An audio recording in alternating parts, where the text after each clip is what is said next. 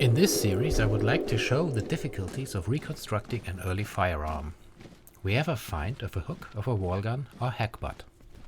The find was made at Lichtenberg Castle near Salzgitter and can now be seen in the Zalder Museum in Salzgitter. The question is, what did the wall gun look like? Lichtenberg Castle was first mentioned in documents in 1180 as part of the dispute between Henry the Lion and Frederick Barbarossa. In 1552 it was destroyed by the troops of Count Vollrath von Mansfeld with heavy artillery.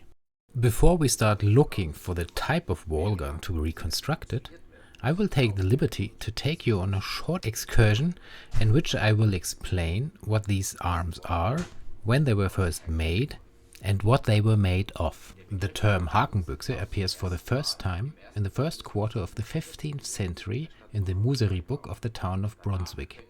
After that we can find the term in written sources as well, in the account books of the town of Frankfurt around 1449, and at the same time also in the inventory of Nuremberg. In addition, there are images of these arms from the armory books of Emperor Maximilian I or the Landshut Armory Inventory. Wall guns are heavy firearms with a hook on the underside of the barrel. These firearms were, for example, hooked on the tops of walls in order to absorb the strong recoil of these weapons. These weapons were mobile, however they usually operated from fortified positions. They are normally classified as defensive weapons. This can be seen very well in the illustration of Ludwig von Eyb's war book. We can see the reloading and firing from a fortified position. You can also see the way the tillers were attached. The juxtaposition of only these two illustrations shows wall guns could be very variable in their design. We see those made of iron which are painted with red lead to protect them from corrosion and are therefore shown in red in Maximilian's armory books. And we see those made from non-ferrous metal, which the armory book describes as brass wall guns. Not only the material is different, but also the shape of the barrel is varied. There are barrels that are round in cross sections and those that are 8 or even 12-sided. Wall guns differed in the way they were hafted. On the one hand, there were socketed wall guns, which were particularly common in iron guns, and on the other hand, there were stocks that are reminiscent of modern rifles. If we now return to our hook, we naturally ask ourselves, what kind of wall gun is this supposed to be? So many possibilities on the one hand and so many unknowns on the other. The reconstruction of this wall gun can only be done on circumstantial evidence. So what we will see here is first and foremost a hypothesis. And like any hypothesis, it may be challenged. This, however, is not a disadvantage.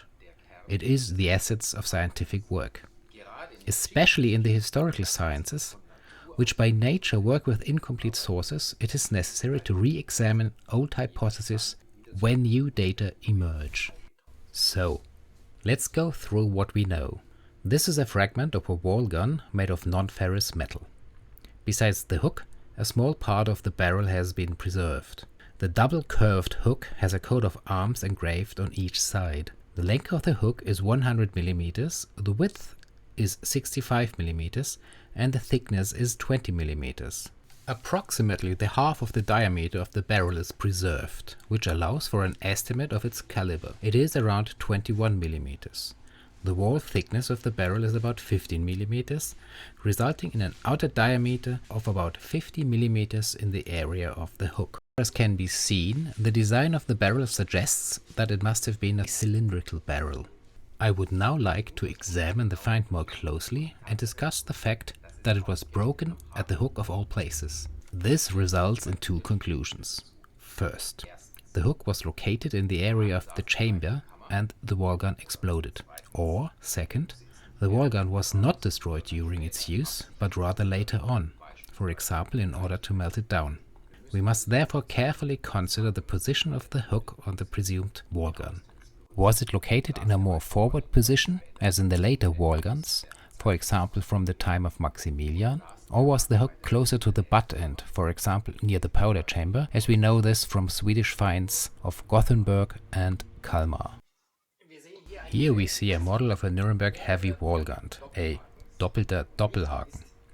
It is important to notice that the hook sits relatively far forward, that is, mid-barrel, and not in the area of the chamber towards the butt end. Our find is broken directly at the hook, and I think it is at least unusual that the piece broke in use. Unless this hook was not in the front half, but near the powder chamber, where the black powder deflagration actually takes place. A closer look at the fragment reveals that the barrel is about 5 to 6 mm lower on the side facing the butt end than in the area facing the muzzle. While the side surfaces bearing the coats of arms clearly show the transition from the hook to the barrel in the area facing the muzzle, this transition is destroyed in the area that faces the butt end. One conclusion is that the hook was at the transition to a reinforced chamber.